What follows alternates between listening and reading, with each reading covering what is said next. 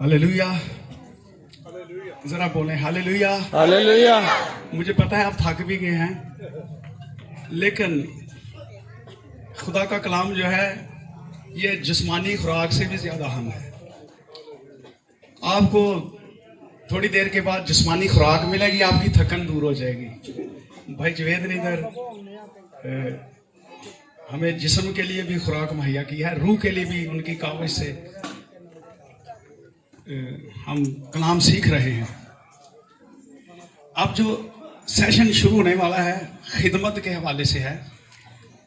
ये भी टॉपिक बहुत गहरा है जी, ये थोड़े से टाइम में नहीं वजाहत हो सकती, लेकिन 1 घंटे का टाइम है, उधर 1 घंटे में जितना भी क्लियर हो वो ज़रूर आपके साथ शेयर करूंगा। अगर गौर करें, ये ज़मीन जिस पे हम रह रहे हैं, दुनिया का सारा निज़ाम जो चल रहा है, लगता है कि खिदमत की बदौलत ही है। इस पे हमने गौर करना है। ऐसे लगता है कि जब कोई काम किसी के को काम आ जाता है तो हम कहते हैं बहुत मेहरबानी आपकी, कोई काम उसने किया होता है। अगर आपके गांव में कोई बंदा ट्यूबवेल लगा दे, पानी की कमी है, अपनी जेब से, तो ये उसने खिदमत की है। तो लगता यह है कि खुदा ने सारी चीजें बना के अपनी खिदमत का इजहार ही किया, लगता यही है। समुंदर बनाया किसके लिए? बोले जरा, किसके लिए? हमारे लिए। जब आपके घर में मेहमान आता है,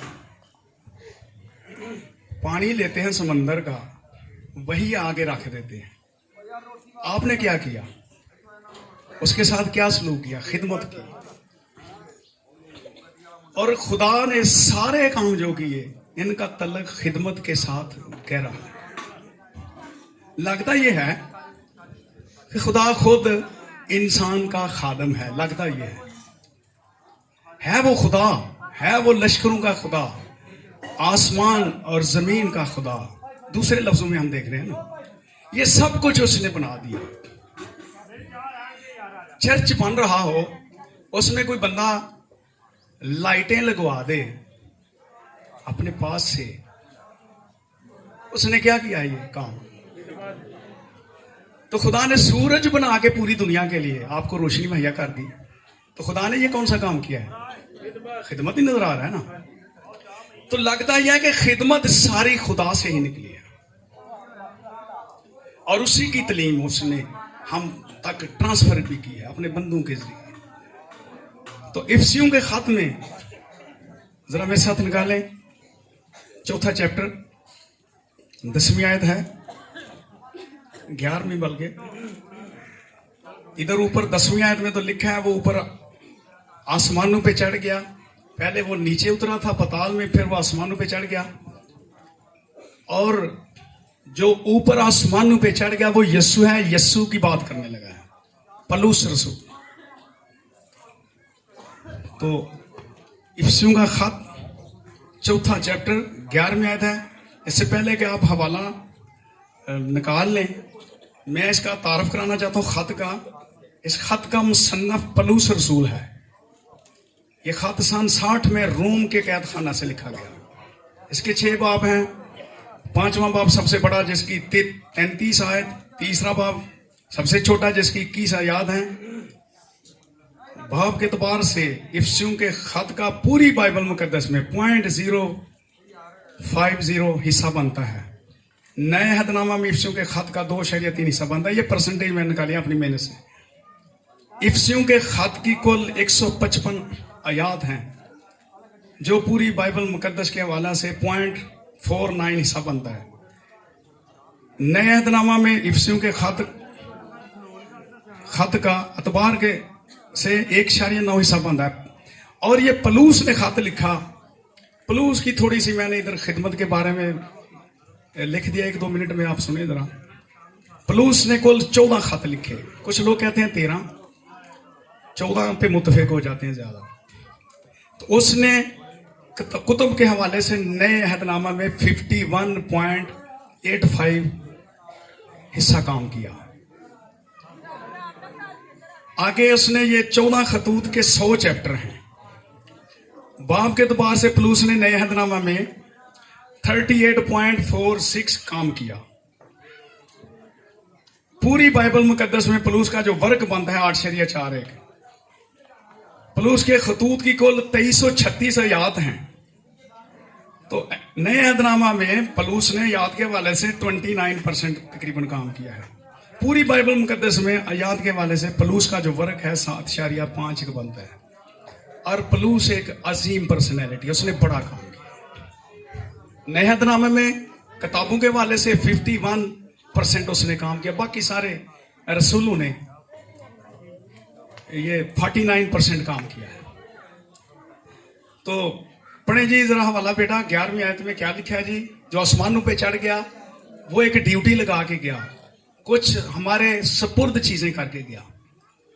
वो तो ऊपर चला गया ना, तो उसने खिदमत का काम तो जारी रखवाना था अपने रसूलों के जरिए, अपने नबी, अपने बंदों के जरिए।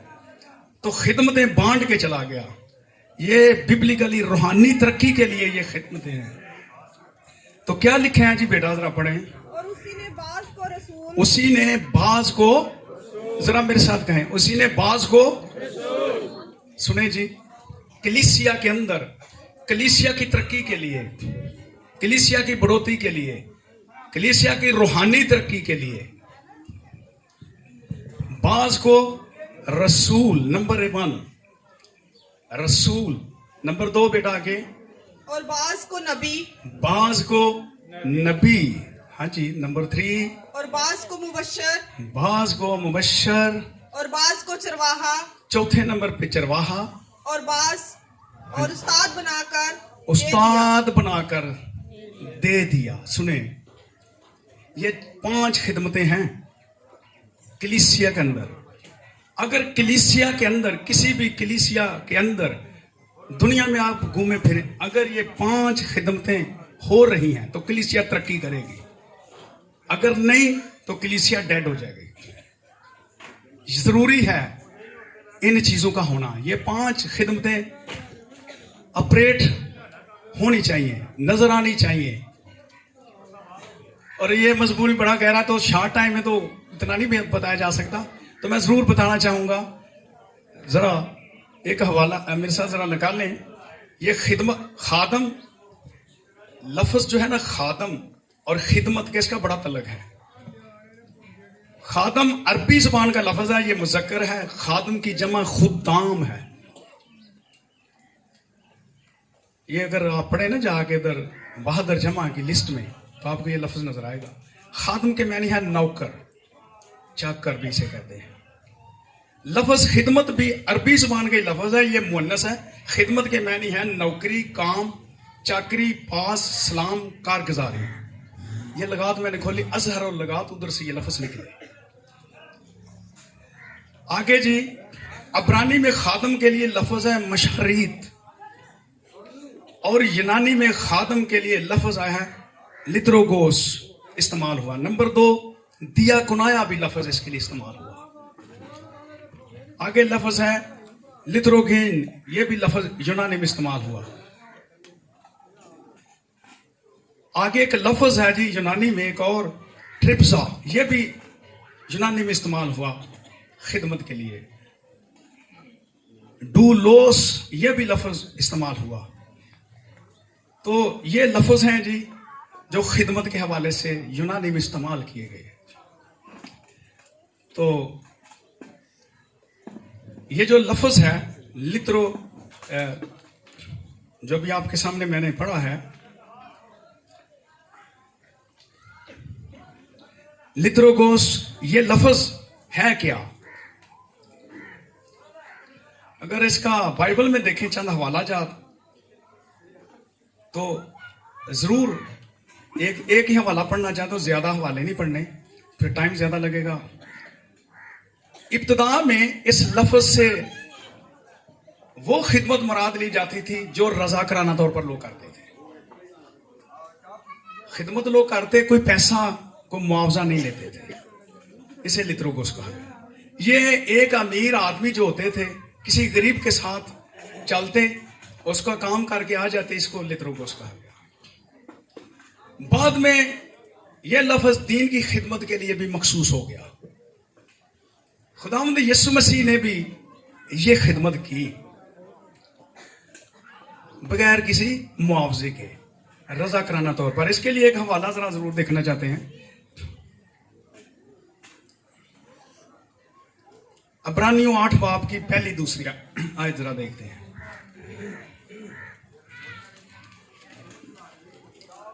ये लफ्ज यीशु मसीह के लिए आया है। अब्रानियों 8:1 और दूसरी आयत। अब जो बातें हम कह रहे हैं, आप जो बातें हम कह रहे हैं, ये पलूस लिखता है। हाँ जी। उनमें से बड़ी बात ये है, उनमें से बड़ी बात ये है। सुने जी, वो बड़ी बात क्या है? कि हमारा ऐसा सरदार काहिन है, हमारा ऐसा सरदार काहिन है। सरदार काहिन, यीशु को रात को भी बात हो रही थी, जो आसमानों पर किबरिया के तख्त की दाहिनी तरफ जा बैठा। आसमानों पे किबरिया की दाहिनी तरफ जा बैठा सरदार काहिन है। यीशु को सरदार काहिन कहा। यीशु के 99 नेम हैं जी, मैंने लिखे तलाश किए, उनमें सरदार काहिन भी एक नाम है। किबरिया की दाहिनी तरफ जा बैठा है। और आगे जी, और मकदस और उस हकीकी खैमा का खादम है। हाँ जी, मकदस का और हकीकी खैमा का खादम है। यह है जी यीशु मसीह, हकीकी खैमा का खादम है। और इसने वो काम किया यीशु मसीह ने जो कोई बंदा काम नहीं कर सकता। खिदमत के लिए फरोतनी का होना बहुत जरूरी है। मैंने बात की है कि जगह, मैं कहा अगर कोई कहता है ना मैं खादम हूं, तो उसके पास फरोतनी नहीं है ना उसमें, तो वो खादम ही नहीं है। तो यीशु मसीह फरोतन भी है, हलीम भी है, और खादम भी है, और सरदार काहिन है। जितना ही बड़ा ओहदा किसी के पास होता है, उतनी बड़ी जिम्मेदारी उस पर डाली जाती है, वो उसका जवाबदेह होता है। और यीशु मसीह जो है, ये हकीकी खेमा का खादम जो है वो कहलाया इस लफ्ज के मुताबिक। यह लफ्ज फरिश्तों की खिदमत से भी इसका तल्लुक है। अगर इब्रानियों पहला चैप्टर 14 में जरा देखें, चलो साथ ही है, ये भी जरा पढ़ लेते हैं। फरिश्तों की खिदमत के लिए भी यही लफ्ज है जो खिदमत हमारी करते हैं फरिश्ते। फरिश्तों के जुम्मे है जी कुछ काम। क्या वो सब खिदमत गुजार रूहें नहीं? हाँ जी, सब खिदमत गुजार हुए नहीं है। हाँ, जो नजात की मिरास पाने वालों की खातिर खिदमत को भेजी जाती है। जो खिदमत के लिए भेजी आपके लिए फरिश्ते खिदमत कर रहे हैं। करते हैं कि नहीं जी? फरिश्तों के वसीले वो हिफाजत करता है, अपने सच्चे प्यार की बारिश वो बरसाता है। खुदा ने जो उसका बंदा होता है उसके गिर्द फरिश्तों की ड्यूटी लगा दी है कि इसकी हिफाजत करें। ये फरिश्तों की ड्यूटी है, इसको भी इसी नाम से पुकारा जाता है। आगे जी जरा एक और लफ्ज है दिया कनाया पे थोड़ी सी बात करते हैं। ये दिया कनाया क्या है? ये लफ्ज यूनानी जुबान का लफ्ज है। डीकनस भी इसे कहते हैं, इंग्लिश में इसको डीकन कहते हैं। आपने अक्सर सुना होगा जब कन्वेंशनें होती हैं, इधर बैच लगता है नौजवानों पे डीकन। एक्चुअली वो दिया कनाया लफ्ज है, दिया कनाया से डीकन। ये क्या है जी? गौर करने वाली बात है। ये जो अरब ममालिक हैं, वहां पे गुलामों की मंडियां लगती थी। उन मंडियों से अमीर लोग जाके नौजवान बेटियों और बेटों को खरीद के घर लाते और उनसे घर के कामकाज या खिदमत लेते थे। उसको दिया कनाया कहते हैं। दिया कनाया का यह काम था कि वो सारे खानदान के लिए क्या करे जी? दस्तरखान बिछाए।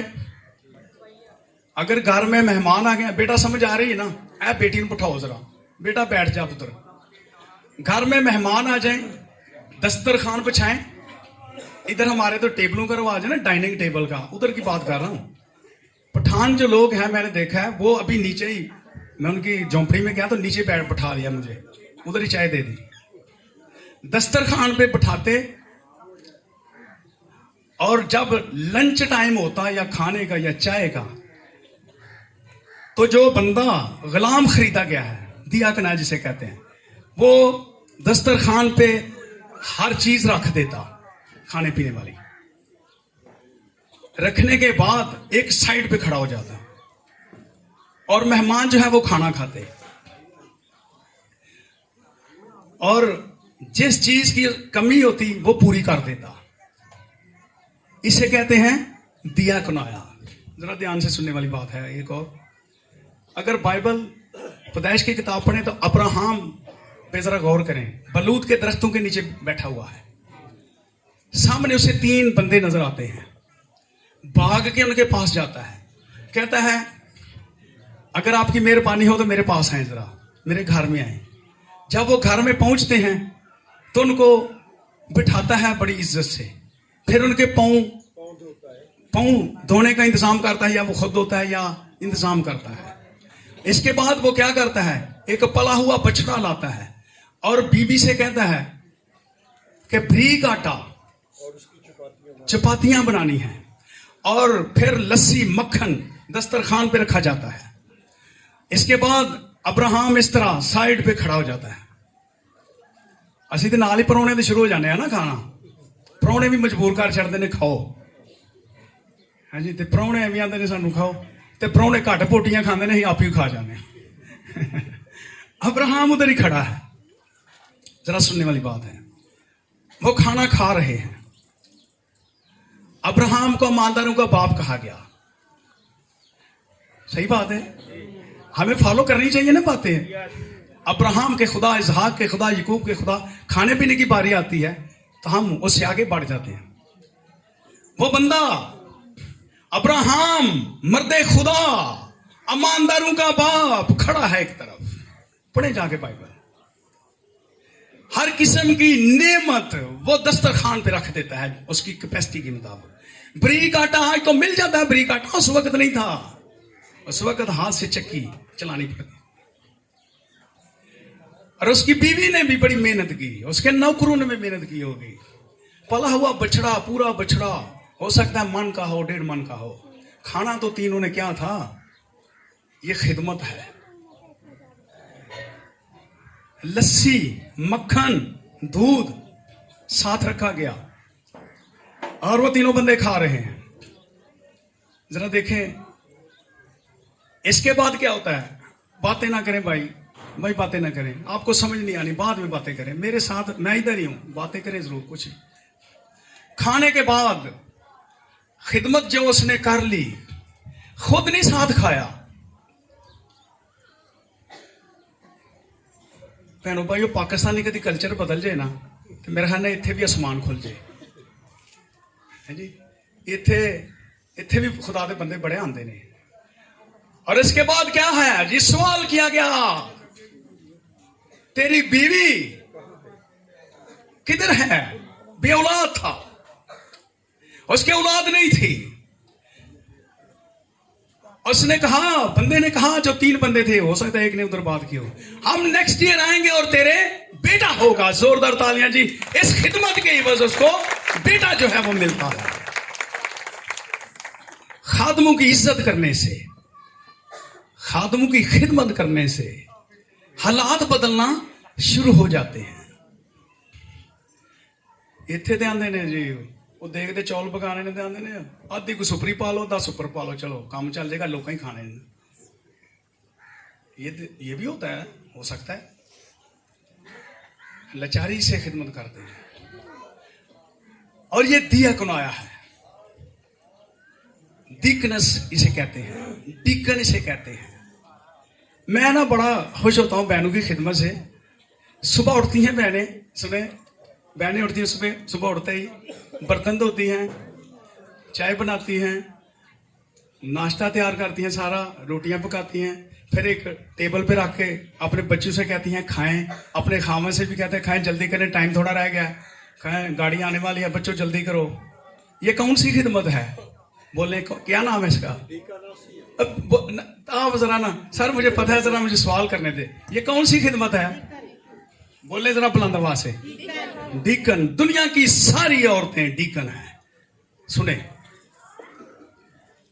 Deacon deacon deacon. मैंने पूछा उधर सियालकोट में एक प्रोग्राम हो रहा था जी मिनिस्ट्री के थ्रू डिकन मैं व्हाट मीन डिकन आंदे ने नहीं सामने तो नहीं पता मैं कहा यार पूछना डिकन क्या है ये दस्तरखानी खिदमत है दस्तरखान की खिदमत है अगर किसी को इसका पता चल गया तो पंजाबी चाहते ने तर गया अगर मैं उधर जाऊं बाथरूम में फॉर एग्जांपल कोई भाई पीछे आ जाए टॉवल लेके मुझे नहीं पता मैं बाहर निकलूं मैं हाथ धो के वो कहे ये लो टॉवल तो ये कौन सी खिदमत है सुने ये डीकन है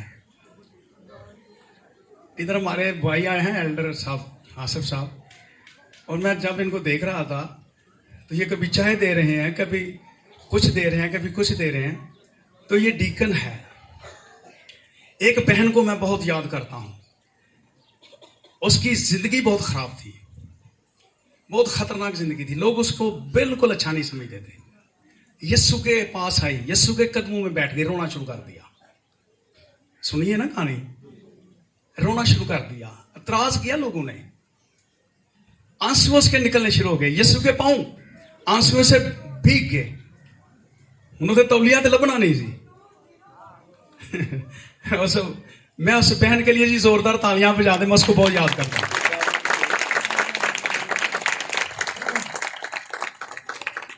उसने एक काम किया हिस्ट्री लिखी गई बाइबल में उसका नाम आ गया हालेलुया हालेलुया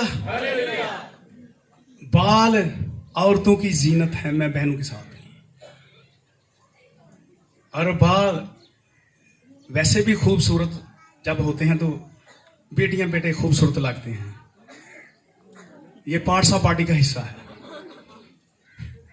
उसकी मोहब्बत को देखे उसकी खिदमत को देखे उस बहन की उसने आख्या उन्हें आख्या हुणी तो टाइम लगा है सारी जिंदगी में पुठे काम करती रही हैं उत्थे पुठे काम भी रज के कीते ने तो उन्हें यीशु की भी खिदमत रज के हाय हाय हाय हालेलुया हालेलुया लगता यह है कि ये स्टेप लेने वाली बहन है तू ना गर्म है ना तू सर्द है तू नीम गर्म है ये बहन नीम गर्म नहीं है अबलीस के काम को किया तो रज के जब यीशु का काम किया तो फिर भी इंतहा कर दी उसने क्या किया जी उसके बाल होंगे हो सकता है 2 फुट के हों उसको खोला और उन बालों से यीशु के पांव खुश करना शुरू कर दिए फिर और भी काम किया होगा कुछ डाला भी हाँ हाँ पता नहीं वो आते सन कुछ किसी ने कहा ये तो एडा कीमती सी पता नहीं ये किन्ने गरीब खा सकते हैं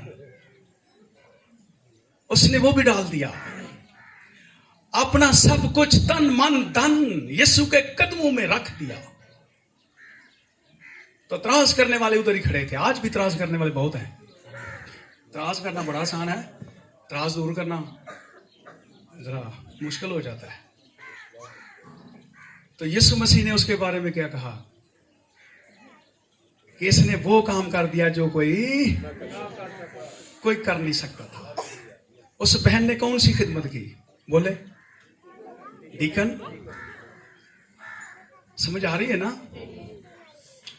ये बहुत जरूरी है जी डीकन की खिदमत ये मेरे यीशु ने भी की सुने यीशु ने किस तरह की 3 दिन से भीड़ पीछे पीछे है 5000 मर्द हैं बच्चों और औरतों अगर इनको बराबर भी कर ले तो 15000 तो अगर 200 रुपया रोटी लगाए ना खाने का आज मछली और रोटी राज के खाने बना तो 22 लाख की रोटियां बनती है 200 की तो इधर हेडमराला में तो 1000 रुपए किलो है ते भुखे हो ना बंदे 3 दिन किलो किलो कट्ठे खा जाते हैं लोग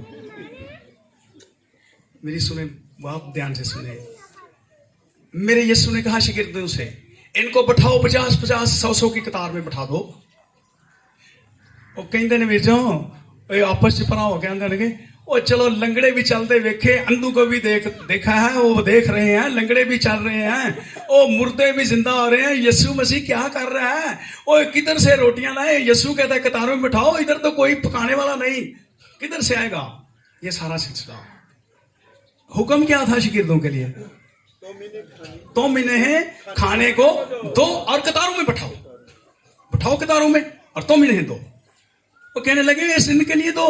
वो भाई आज का वो सारा करोड़ रुपए की भी रोटी लेते, जो करोड़ भी हो गए थे खाने वाल च यकदम किथों लभदी है, इन्हें तंदूरी नहीं है।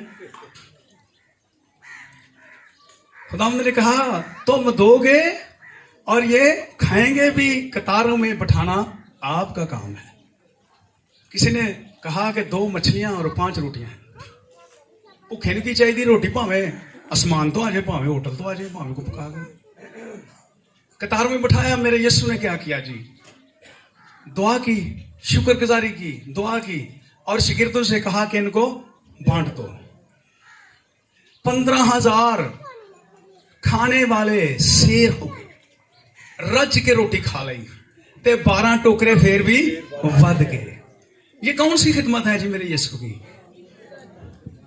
डीकन की? एपिस्कोप है एक लफ्ज यूनानी का।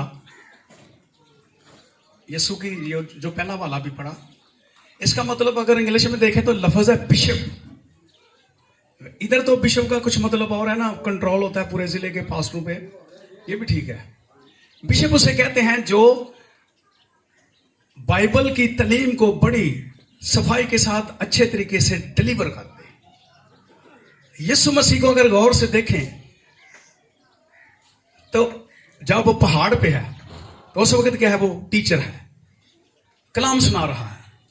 इधर यीशु क्या है, इधर यीशु खिला रहा है। डबल पर्सनैलिटी है।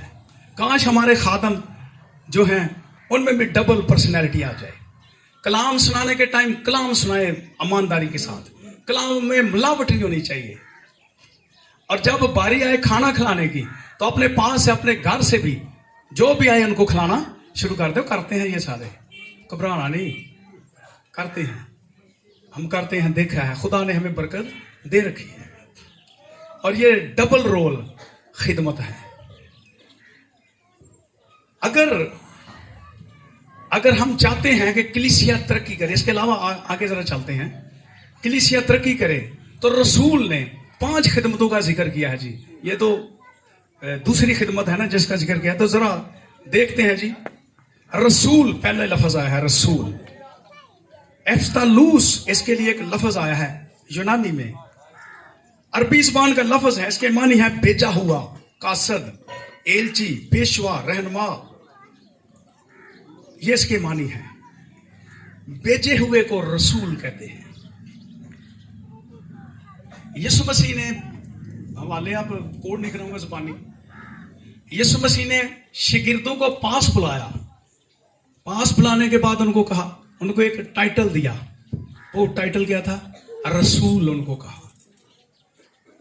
और भेजा, तुम तमाम दुनिया में जाकर सारी खलक के सामने अंजील की मुनादी करो।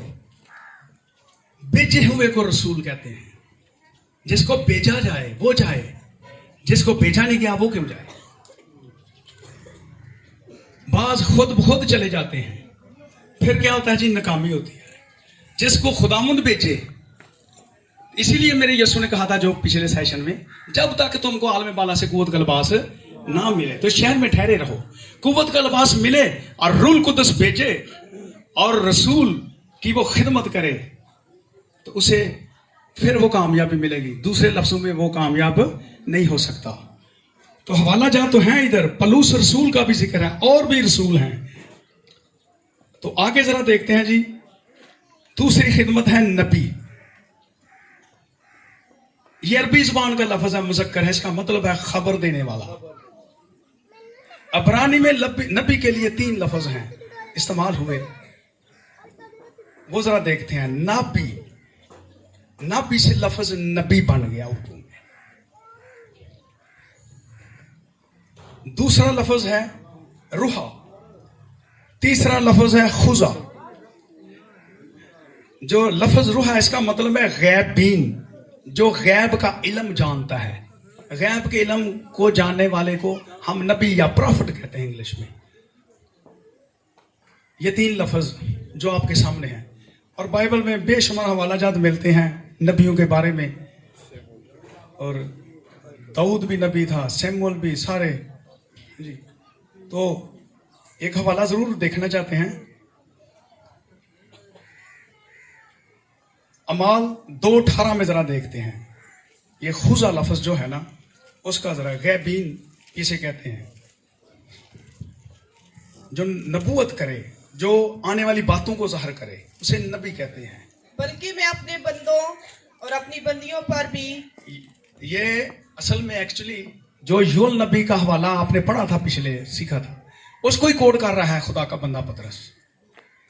आखिरी दिनों में क्या होगा, बेटा पढ़े, बल्कि मैं अपने बंदों और अपनी बंदियों पर भी उन दिनों में अपने रूह में से अंडेलूंगा। बंदों और बंदियों पर भी, उधर लफ्ज आया था गुलाम और लौंडियों, एक ही बात है।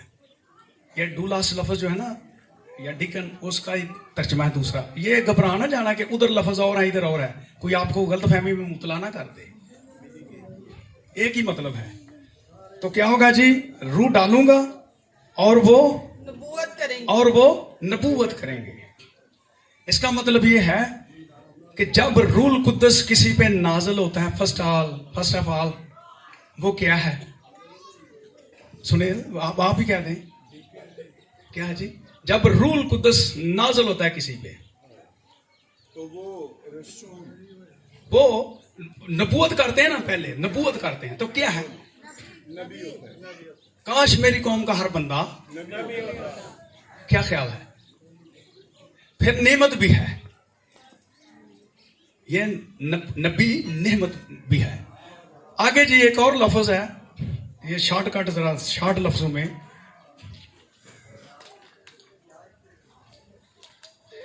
मुबश्शर, ये नाम भी लोग रखते हैं, मुबश्शर अली, मुबश्शर मसीह, मुबश्शर गेल, ये नाम रखते हैं। ये भी अरबी ज़ुबान का लफ्ज है। इसका मतलब है खुशखबरी देने वाला, एवेंजलिस्ट भी इसे कहते हैं। इसकी खिदमत भी बड़ी अहम है कलीसिया में। हाथ रख के बुजुर्ग फिर उसको भेजते हैं, कलीसिया से बाहर इसकी खिदमत होती है। नबी की खिदमत कलीसिया में है, और मुबश्शिर की खिदमत पूरी दुनिया में है, जिधर भी जाए वो खुशखबरी का मैसेज डिलीवर करता है, फिर उन लोगों को कलीसिया में लाता है। इसकी ये अहम ड्यूटी है। आज पूछते हैं ना, क्या खिदमत हो रही है, कौन सी आंदे, मैं एवेंजलिस्ट हूं, मुबश्शिर हूं, अच्छी बात है। तो मैंने मुबश्शिरों को देखा कभी कलाम ही नहीं सुनाते, सारी दिहाड़ी काम ही करते रहते, आके सौ जाते। हाथ तो रखवा लिए तो मुबश्शिर इंजील बन गए। गौर करें, ये बड़ी अहम खिदमत है। एवेंजलिकली काम बहुत मुश्किल है। मैं समझता हूँ खिदमतें तो सारी मुश्किल हैं, लेकिन ये बड़ी मुश्किल खिदमत है। क्या पता हम इधर आए हैं, हम इधर एवेंजलिज्म का काम शुरू कर दें, कोई हमें गालियां देना शुरू कर दे। कभी कभी ये भी हुआ मेरे साथ, एक जगह पे गए, गालियां शुरू हो गई। मैं कहा कोई बात नहीं, आप निकाल लें, हम सुन लेंगे। एक जगह पे मैं काम कर रहा था 20-25 साल पहले, छुरी लेके बंदा आ गया, कहने लगा इसको कत्ल कर देंगे, सारा बड़ा आ गया, एक ही सुनंद है। तो मैं क्या कर रहा था, मैं तो यीशु की बातें बता रहा था कि यीशु ने आपके लिए जान दिया, उसको कबूल करें, तौबा करें। यह है खुशखबरी का मैसेज। अगर मैं उस गांव में पैसे आप अपनी जेब से निकालता, कोई 2-4 बोतलें इकट्ठी कर लेता, कहता आओ तो सारे कहीं सर जा, कोई भी नहीं, सारे यार बन जाने से। तो मुबश्शिर की खिदमत बहुत मुश्किल है, बहुत दुख सहना होगा, और बंदा दुख सहता भी है। तो जिधर जिधर भी रसूल गए, वो देखे जरा गौर करके, वो एवेंजलिस्ट भी थे, लगता है डबल रोल था उनका। उनको कैदों में डाला गया, कोड़े भी लगे, और वो भूखे भी रहे, कील भी हाथों और पांवों में लगे। और क्या होता है जी, जब वो गीत गाते हैं तो प्लूस स्लास, तो गीत गा रहे हैं, तो पंचाल आ जाता है, ताले टूट जाते हैं। जिन्ने मुबशर हैं ने भी तैयार रहो है, मैं तुहानू पहला दस देना, जे मखसूस होना तो फिर तैयार रहना जिन्हां गल्लां लई, ते जे नहीं तो फिर घर ही रह के ना पट्ठे पुट्ठे पावो या फैक्ट्रियां च काम करो। एवं नहीं आखना जी मैं इवेंजलिस्ट बनना है ना, दुआ करें पहले, अपनी रोया को देखें, दुआ में रखें, खुदा आपको चुना है या नहीं है। मैंने 1986 में 85 में से पहले जब मैं स्टूडेंट था पीटीसी का, मैं उधर कोर्स कर रहा था पसरूर में, तो खुदा ने मुझ पे ज़ाहिर किया। जब मैं 18 साल का था, खुदा ने ज़ाहिर किया खिदमत के हवाले से। मैं एक नहर के एक सड़क पे चल रहा था पैदल, राइट साइड पे, तो आगे नहर है, तो मैंने देखा ख्वाब, रोया में मैं देख रहा हूं कि एक बस आई है, उसके ऊपर बहुत लोग हैं, बस के अंदर भी बहुत लोग हैं। मैं तकरीबन सेंटर में था, पुल के सेंटर में, तो थोड़ा सा आगे गाड़ी हुई और नहर में गिर गई और लोग डूबना शुरू हो गए। मैंने क्या किया जी, मैंने भी छलांग लगाई और मैं 5-7 बंदों को किनारे पे ले आया और मेरी जान खुल गई। पहली दफा मैंने ये देखा, मैंने कहा ये क्या है, ये कैसी बात है, और ये क्या है, ये सारा मुझे नहीं पता। फिर मुझे समझाया गया कि ये सड़क जो है ये सीधा रास्ता है, ये यीशु वाला रास्ता है। राइट साइड ये दाहिना हाथ दाहिनी तरफ से मुराद ये है कि सीधा रास्ता, और बस जो है ये जिंदगी गुजार करती है, दुनिया गुजार करती है और भरी हुई है। तो नहर जो है ये हलाकत गुजार करती है, गिर पड़ी। और जब मैं उनको बाहर निकाल रहा था तो रूह ने मुझे समझाया कि तू गुनाह में जो लोग डूबे हुए हैं उनको बाहर लेके आएगा। और मैंने सोचा, मैं तो हॉकी का खिलाड़ी हूं, ये काम मुझसे तो हो ही नहीं सकता। सच्ची बात है, मैं तो दिन रात हॉकी के ख्याल में रहता था। मेरा तो ख्याल था कि कौमिया की टीम में जाऊं। तो फिर टीचर भर्ती हो गया, फिर ख्वाब आई, फिर गौर नहीं किया। इसी तरह 1.5 साल गुजर गया, 2 साल गुजर गए, 6-7 दफा खुदा ने ज़हर की खिदमत, फिर भी नहीं माना। फिर खुदा ने मुझे 1988 में पकड़ लिया खिदमत के लिए। मैं उधर कहता हूं टीचर और पास्टर जोड़ में नहीं रलता सही, टीचर हो ट्यूशन हो, ये मजे की बात है।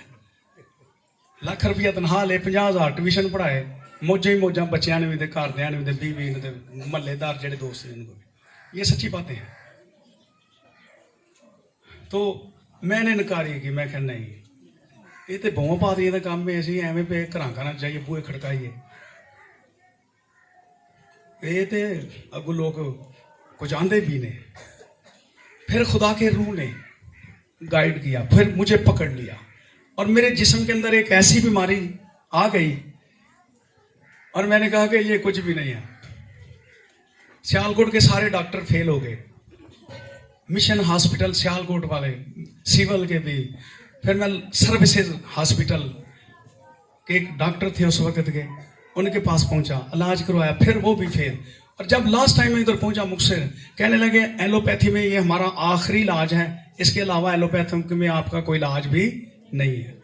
फिर हकीमों के पास जाना शुरू हो गया, हिकमत वाले कुछ और कहने लगे, ये कुछ और कह रहे थे। एक रात मैं लेटा हुआ था, मुझे नींद नहीं आती थी, तो खुदा के रूह ने मुझे पूछा तेरी माँ की तरह? मैं क्या वो बाप, मैं क्या वो बहन भाई की तरह है? मैं क्या ये सारे आंदे ने केड़ी के? मैं क्या ये सब सोए हैं? तो पागल ने पूछा तू? मैं क्या मैं तो जाग रहा हूं बड़े दिनों से।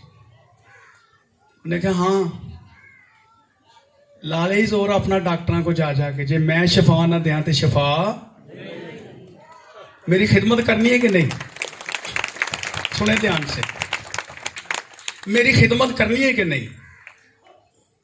उथे फिर ज़हन बदल गया।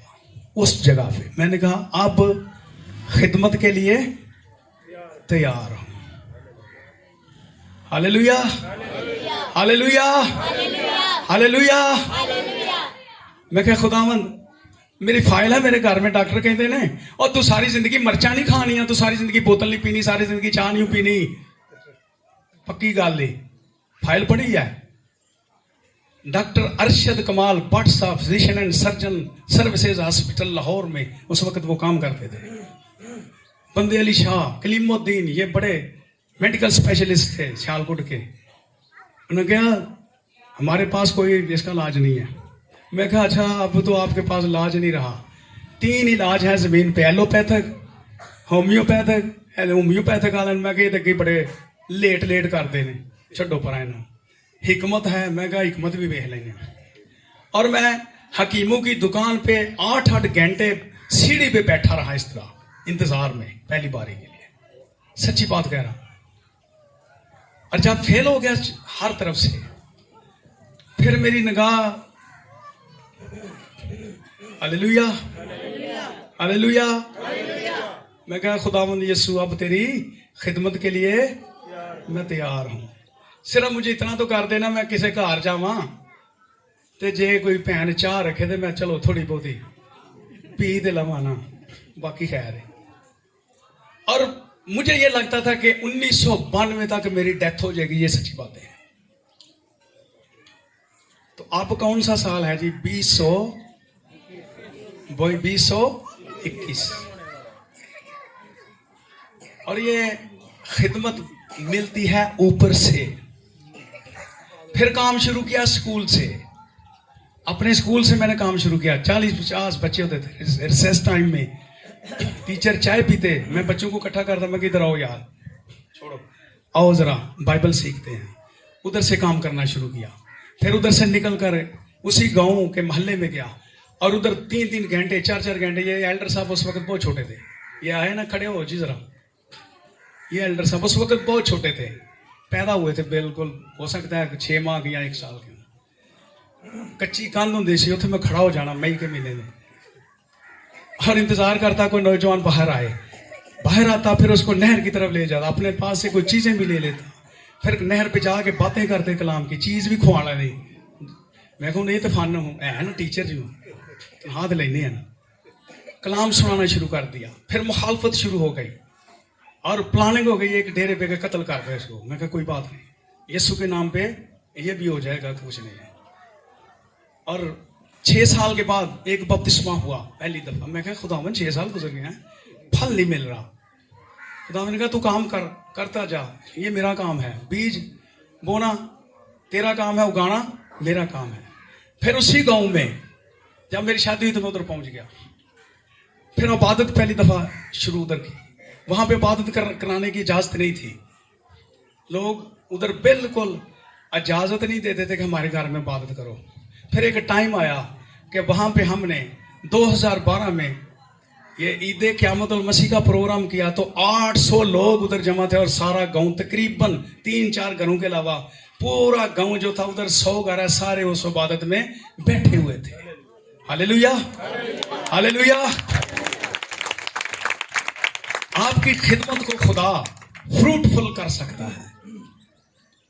आपकी नीयत ठीक हो जाए, आप काम करने के लिए तैयार हो जाएं, आप पैसे की परवाह ना करें, टाइम की परवाह ना करें। एक दफा खिदमत के दौरान, ये उधर 1992 की बात है, तो मैं उधर बैठा हुआ था, रात का 1 बज गया कलाम सुनाते सुनाते। ना तो वो घर वाले मुझे कह रहे थे कि जाएं और ना ये कह रहे थे कि इधर सो जाएं। ये 1-2 दिनों के बाद मैं क्या करूं। तो उस वक्त स्कूल की चाबियां मेरे पास थी, मेन गेट की और दफ्तर की। तो जब रात का 1 या 1:30 बजा तो मैं क्या अच्छा जी मुझे जाने की इजाजत दें। कहने लगे ठीक है जाएं। मई का महीना था 1992। खिदमत में मुश्किलात भी बहुत आती हैं। तो मेरा गांव जो था वो 8 किलोमीटर दूर है रोड से। या तो मैं 8 किलोमीटर वापस जाऊं या मेरे पास चाबियां थी या स्कूल को यूज करूं। मैं गया, मेन गेट को खोला, दफ्तर को खोला हेडमास्टर साहब के। वहां पे एक छोटी सी चटाई थी, टेबल हेडमास्टर साहब का पीछे किया और चटाई पे रात को सो गया। और सारी रात बड़ा मच्छर लड़ा, पखा भी उधर लगा पर मच्छर मैंने बड़ा लड़े, मच्छर ने बहुत काटा। ये खिदमत है। खिदमत में मुश्किलात भी बहुत आती हैं। ये मैं वाकया अपने स्टूडेंटों को अक्सर सुनाता हूं कि ये याद रखना कि खिदमत में मुश्किलात बहुत है। इवेंजलिकली खिदमत ये मुश्किल तरीन खिदमत है। इसमें पैसा बहुत लगता है, टाइम लगता है, आपको पता नहीं कि क्या हो जाए, लेकिन खुदावंद आपके साथ साथ रहता है। ये भी ये ज़हन में रख लें कि खुदावंद आपके साथ होगा। कभी कभी कील भी लग जाते हैं, फिर जेल में भी जाना पड़ता है, तो जेल में भी खुदा साथ होता है। और दरोगे का खानदान, जेलर का, दरोगे का खानदान भी बच सकता है। बहनों भाइयों, अगर आप एवेंजलिस्ट हैं तो घबराए नहीं, खिदमत को जरा दिल से करना शुरू करें, रूहानी बेदारी आ जाएगी। खुदा चाहता है कि बहुत सी रूहें निजात पाएं और उसके कद के अंदाजा तक पहुंचे। आगे जी एक और आखिरी खिदमत है जिसे हम कहते हैं जी उस्ताद। चौथी, चरवाहा। ये चरवाहा हिंदी जुबान का लफ्ज है जी, मुज़क्कर है हिंदी जुबान का। भेड़ बकरियां चराने वाले को चरवाहा कहा गया। इसे गडरिया भी कहते हैं। रुहा अब्रानी में है, रोस ये यूनानी में इसके लिए लफ्ज है। और ये नबियों का पेशा भी रहा। नबी अक्सर जो है वो भेड़ बकरियां चराया करते थे। तो अब्राहम के चरवाहे भी थे। इसके बाद मूसा ने भी भेड़ बकरियां चराई और दाऊद ने भी भेड़ बकरियां चराई। और मूसा के बारे में अगर उसकी जिंदगी को गौर से देखें तो बड़ी मजे की जिंदगी है। 40 साल उसके महल में गुजरे, शहनशाही खाना खाया, मिस्र के तमाम उलूम उसने सीखे। जरा सुने, PhD बाइबल का PhD सारे मिस्र के उलूम उसने सीखे। PhD है कि नहीं? इधर तो BS बंदा कर ले एक मजमून में, BS chemistry, BS zoology, biology में, तो बहुत अच्छी बात है। उसने मिस्र के तमाम उलूम सीखे। फिर खुदा उसको खिदमत के लिए बुला रहा था, तो हालात पैदा किए गए और वो किधर पहुंच गया जी? जंगल में। आप कहानी को जानते हैं। फिर उसने 40 साल तक भेड़ बकरियां चराई। ये उसकी ट्रेनिंग हो रही थी। भेड़ बकरियां जहां से पानी पीते हैं वो भी पानी पीते हैं, भेड़ बकरियां जिधर बैठती हैं वो भी बैठ जाता है। उसका लिबास जो है अब वो महल वाला नहीं है बल्कि चरवाहे वाला है। खस्ता हाल, जूती भी उसी तरह। और भेड़ बकरियां चराने वाला, हो सकता कोई बंदा गलती करके उधर अंग्रेजी च गल करे तो उधर 7 गुना अंग्रेजी बोल दे। तो 40 साल तक उसने भेड़ बकरियां चुराई। और जब उसका जहन ठीक हो गया, जब वो हलीम बन गया, फरोतन बन गया, तो ये मैंने किसी खादम से सुनी है बात, शायद उन्होंने तालमुद से पढ़ी हो, कि एक रात जब वो भेड़ बकरियां चुरा के वापस आया तो एक छोटा सा भेड़ का बच्चा कम था।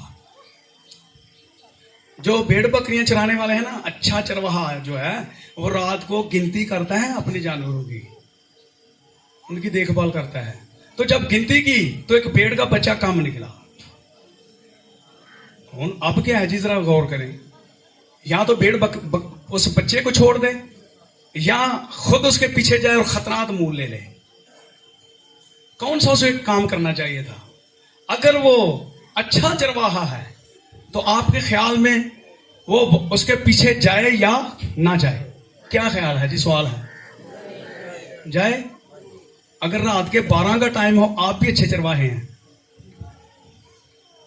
सुने, तो आपको जाना पड़े तो आपको जाना चाहिए या नहीं? फोन पे ये कह देते हैं सवेरे होएगी मैं इत्थे ही हाँ जी, होता है ना। अरे ये अजीम खादम है। ये भी इसने सारी भेड़ों को छोड़ा, बकरियों को छोड़ा, सबको। ये पीछे पीछे जिधर चरा रहा था ना सारा दिन, पहुंचता है, हो सकता है वो यर्दन के किनारे पहुंचा हो, तो वहां पे भेड़ का बच्चा झाड़ियों में फंसा हुआ था और आवाजें दे रहा था, पुकार रहा था। जरा सुनने वाली बात है।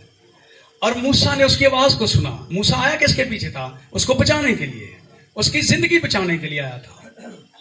तो जब उसकी आवाज को सुना तो उस आवाज पे वो उतर गया और झाड़ियों से आजाद किया। कांटे थे जो कांटे ऐसी पिछा करिए ना तो पोटियां में एवं ही जख्मी हो जाते हैं, पोटे उंगलियां जख्मी हो जाती हैं।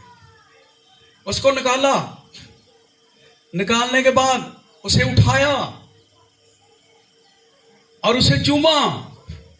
सुने जरा, फिर उससे बातें की, यार तू मैनू बड़ा तंग किया है, तू नाल ही किधरे आ जाना सी, तू किथे थे फस गया, मैनू तेरे वास्ते आना पै गया।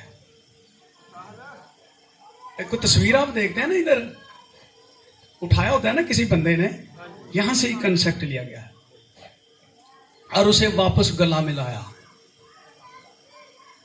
जब मूसा ने ये काम किया तो फिर आवाज आई, अपने जूते उतार, अपने फिर खुदा उसको भेजता है मिस्र में। अब ये मेरी कौम को छुड़ा लेगा। मान लो जो सीधा घलदा ना तो फिर शायद है लीडर पैदाइशी, लेकिन उसकी ट्रेनिंग नहीं थी। आप आर्मी में भर्ती हो जाए सिपाही, आपकी एक हो सकता है 9 माह या साल की ट्रेनिंग मस्ट हो, ट्रेनिंग मस्ट है। अगर आप ट्रेनिंग नहीं करते आप कोई हथियार उठा नहीं सकते। मूसा की ट्रेनिंग हो गई, फिर उसने अपनी कौम को मुल्क मिस्र से आजाद करवाया, खुदावंद उसके साथ था। तो बहनों भाइयों, आज भी खुदा जो है हमारी ट्रेनिंग करता है। सिर्फ वजह यह है जो सच्चे खादम हैं, सच्चे चरवाहे हैं, उनकी ट्रेनिंग खुदा करता है, ये पक्की बात। कुछ चरवाहे ऐसे हैं जो सेल्फ मेड हैं, उनकी ना खुदा ट्रेनिंग करता है बल्कि वो खुद सेल्फ मेड हैं और दूसरों को भी वो खराब करते हैं और कलीसिया की बर्बादी का सबब ठहरते हैं। मूसा लेके आया अपनी कौम को मिस्र से, उसने बड़े दुख सहे, उन्हें बड़िया गल्लां सहियां। और यीशु मसीह ने भी नए अहदनामे में क्या कहा जी, यूना की झील में, अच्छा चरवाहा। फिर यीशु ने कहा मुझसे सीखो क्योंकि मैं दिल का हलीम और अच्छा चरवाहा अपनी भेड़ों के लिए जान नहीं देता। बोले अच्छा चरवाहा क्या करता है अपनी भेड़ों के लिए? जान तक देने के लिए तैयार हो जाता है। मैंने देखा है भेड़ों वालों को, हमारे घर के सामने ही था भेड़शाला, उधर कपड़े में चेक किए, नहर के किनारे में गया पिछले साल दिसंबर के महीने में जब बहुत धुंधे थी। मैंने जाके बैठ गया, 3 बंदे थे, उनके पास बैठ गया और उनके पास एक बहुत बड़ा इस तरह तवी थी, भांग जला के रोटी पका रहे थे। मैं उनके पास बैठ गया, 2 हम भाई थे। मैंने पूछा उनसे, मैं क्या इतनी सर्दी है तो अगर कोई इधर भेड़िया हमला कर दे इन भेड़ों पे जो आपकी हैं, क्या करते हो? नहीं नहीं नहीं नहीं, हम 2 जागते हैं, 1 सोता है। सुने जरा, हम 2 बंदे जागते हैं, 1 हाँ जी नहीं, 1 बंदा जो है वो सोता है, 2 जागते हैं। तो मैं कहा आगे क्या होता है? जी फिर अल्टरनेटिव यही हाल है, हम सारी रात जागते रहते हैं इनकी हिफाजत के लिए। मैं कहा अगर बीमार हो जाए, कहते हैं हमारे पास इनके लिए मसाला है। उनके पास मसाले, उन्होंने अपनी बैग हैं, उनके बैगों में रखा हुआ है। फिर अच्छा चरवाहा जो है चेक करता है उनके ये जो पाँव होते हैं, पाँव तो नहीं खराब हो गए, दवाई लगाता है अगर पाँव खराब हो गए। ये अच्छे चरवाहे की खूबियां हैं। गिनती करता है, फिर जान देता है। फिर वही भेड़ें जो है तादाद में बढ़ती हैं, और भेड़ें जब तादाद में बढ़ती हैं तो ये खुदा की ब्लेसिंग को ज़हर करती हैं और फिर बेड़े ही बेड़े हो जाती हैं। चर्चों के अंदर आज बेड़े जो हैं वो कम हैं, कुछ और ही हो गया है, ना बेड़े बनी और ना वो बेड़े रही। और बेड़ों का क्या काम है? वो अपने मालिक की आवाज को सुनती है और पहचानती है। ਅੱਜ ਤੇ ਭੇਡ ਕੀ ਇੰਜ ਨੂੰ ਦੌੜ ਜਾਂਦੀ ਹੈ, ਇੰਜ ਨੂੰ ਹਮ ਵੀ ਵੇਖਿਆ, ਭੇਡਾਂ ਨੂੰ ਆਖੇ ਤਾਂ ਇੱਥੇ ਰਹੋ, ਕਹਿੰਦੇ ਨਹੀਂ। ਫਿਰ ਜਦੋਂ ਕੋਈ 2 ਸਾਲ ਲੰਘ ਜਾਂਦੇ ਨੇ, ਉਹ ਤੁਸੀਂ ਹੀ ਚਰਵਾਹੇ ਚੰਗੇ ਸੋ, ਉਹ ਜਿਹੜੇ ਅੱਧੀ ਰਾਤ ਨੂੰ ਹਸਪਤਾਲ ਦੇ ਟੁਰ ਪੈਂਦੇ ਹੋ ਨਾ, ये भी देखा है। चरवाहा ये भी बड़ी अहम खिदमत है जी। अच्छा चरवाहा मैं हूं, यीशु मसीह ने फरमाया।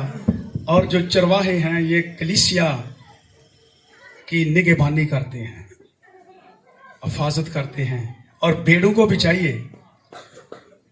ना मैं ना एक बात करने लगा हूँ, महसूस नहीं करना।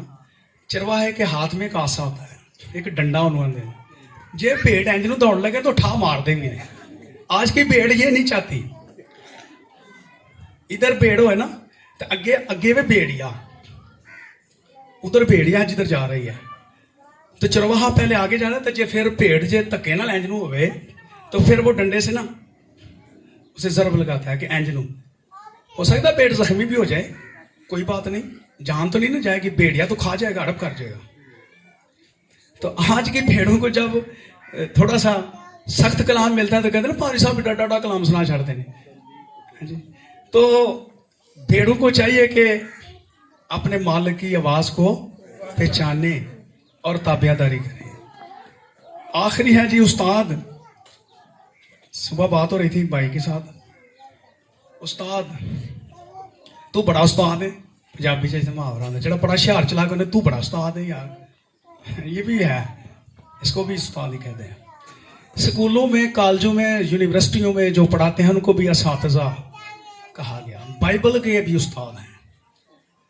ये वो उस्ताद हैं जो बाइबल के गहरे मुकाशफात और गहरी तालीम जो है वो कलीसिया पे इज़हार करते हैं, शरई मसाइल बयान करते हैं। निकोदेमस शरक आलम था, इसके बावजूद भी वो यीशु को कहता है ए रब्बी, ए उस्ताद। यीशु मसीह अच्छा उस्ताद भी है, और उस्ताद का काम है जी गहरे भेद, गहरी तालीम वो कलीसिया पर आया करे, ताकि कलीसिया को पता हो कि बाइबल की तालीम क्या है। और यह भी लिखा है कि ज्यादा उस्ताद बनने की कोशिश ना करें, ज्यादा सजा पाएंगे। अगर आपने तशरीह गलत कर दी, मसला गलत बयान कर दिया, सजा आपके लिए है। तो उस्ताद जो है, इसको क्या लफ्ज़ जी बोल रहे थे रेवरेंड, इज्जत माप, इनकी बड़ी इज्जत है, बड़ी कदर होती है। अल्लामा भी कहते हैं इसे, आज के ज़माने में अल्लामा भी कहते हैं। और जो गहरे मुकाशफात खोलें कलीसिया में बाइबल के हवाले से, तो उनको उस्ताद भी कहा गया। हो सकता है जी कोई मुबशर हो तो आखे मैं उस्ताद हाँ। अब क्या है जी, खिदमत की पहचान की तरफ है नबी, और वो कहे कि मैं सैमुल असगर साहब दे मंगर का कलाम सुना ला, वो होगा?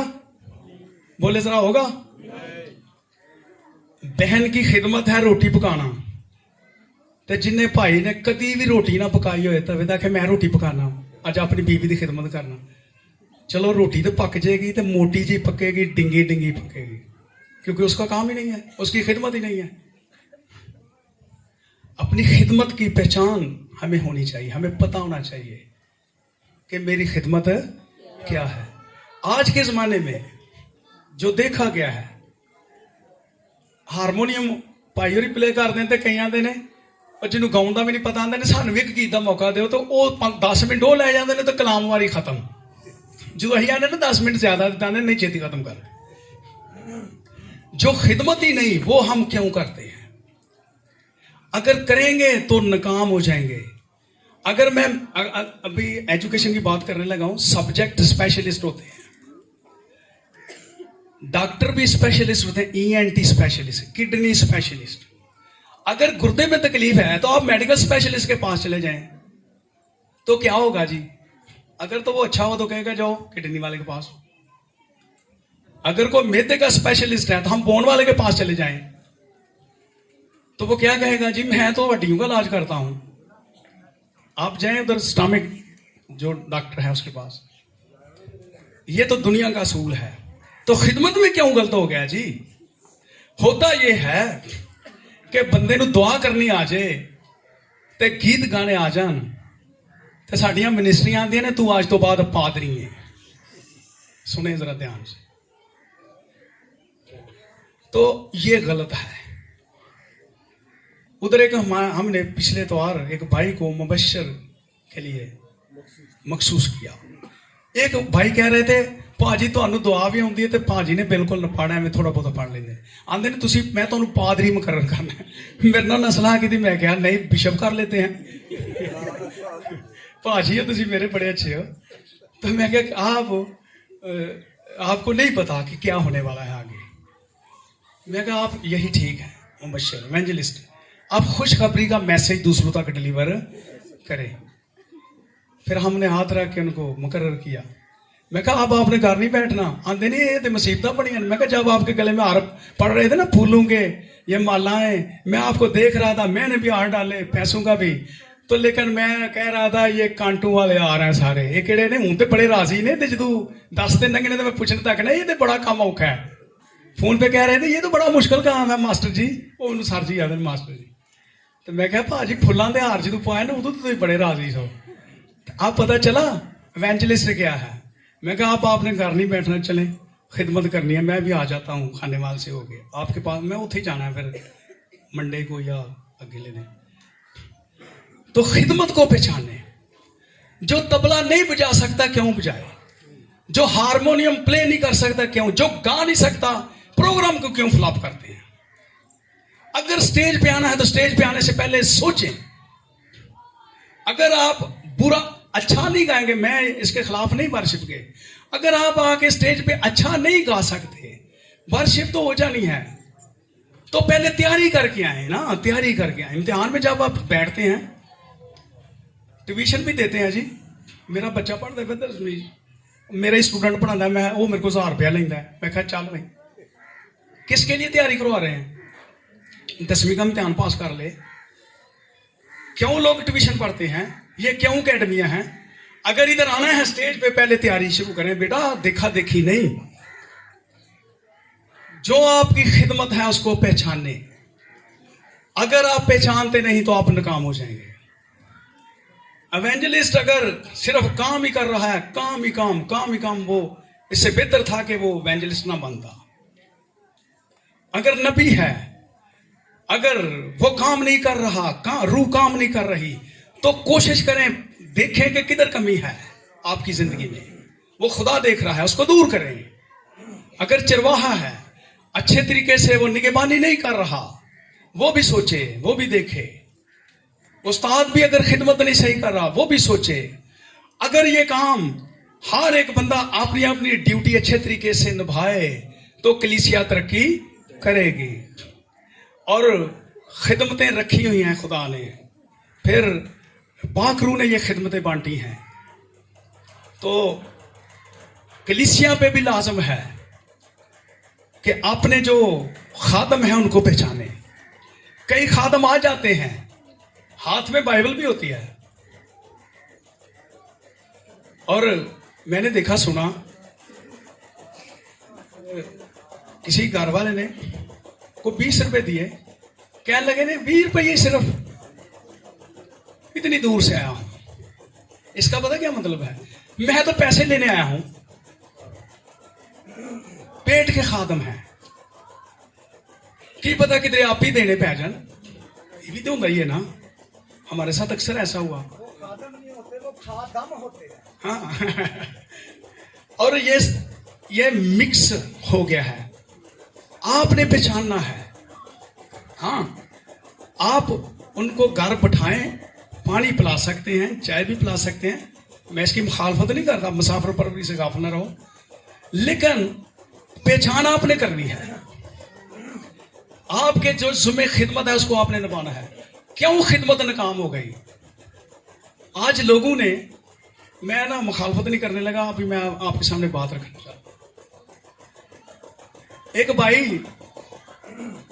भाई ने क्या किया जी, पूछा कि आप क्या करते हैं ये पैसे पूसे, कहने लगा मैं तो उधर भेज देता हूं लाहौर।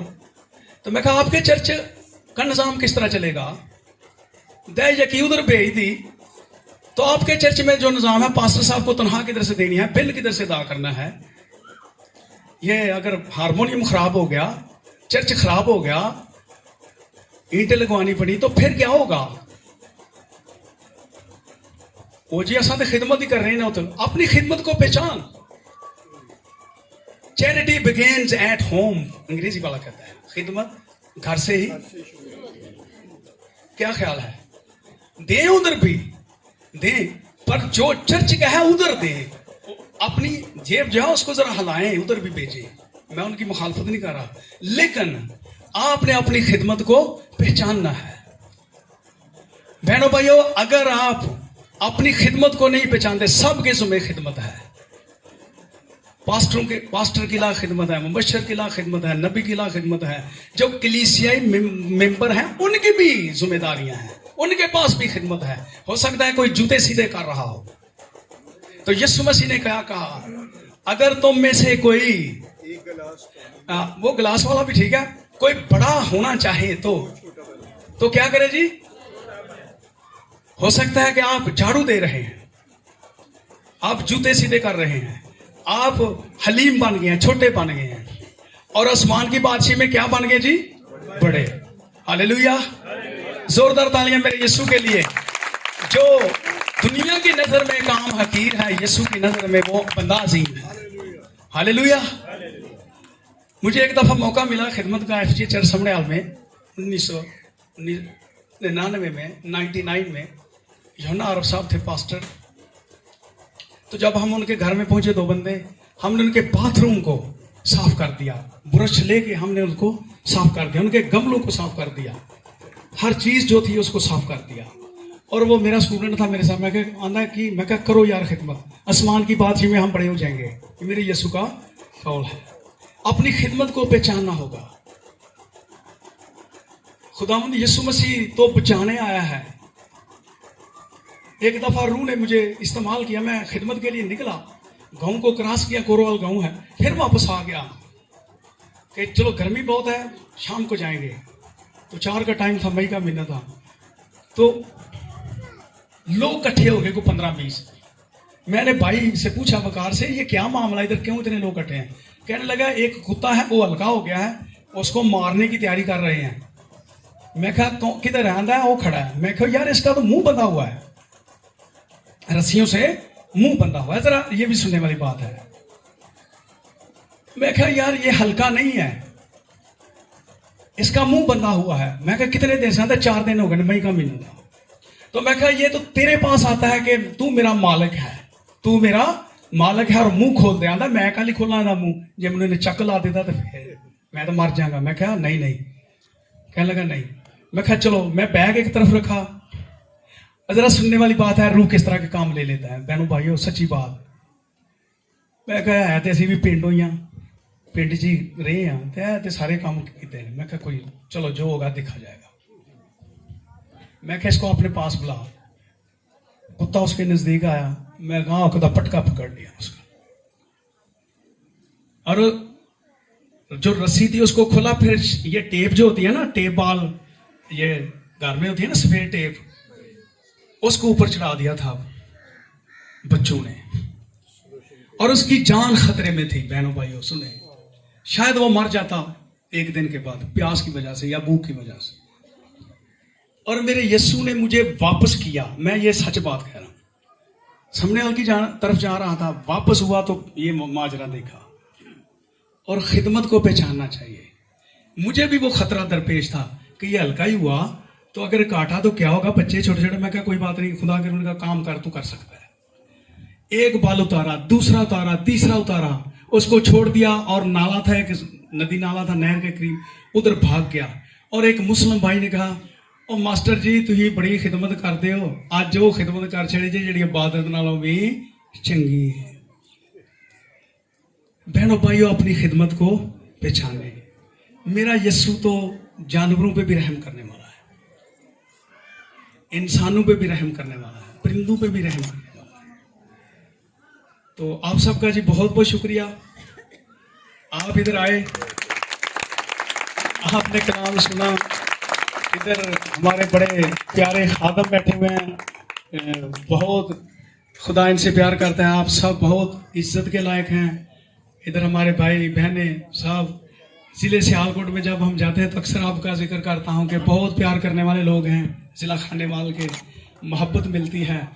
तो आपकी मोहब्बत भी मेरे साथ जाएगी। भाई का भी शुक्रिया जी जिन्होंने ये अरेंज किया, इनके लिए भी हम आखिर में दुआ करेंगे, खुदा इनकी खिदमत को और ज़्यादा शानदार साबित करे। तो खुदा आप सबको इस कलाम के वसीले बरकत दे। हालेलुया।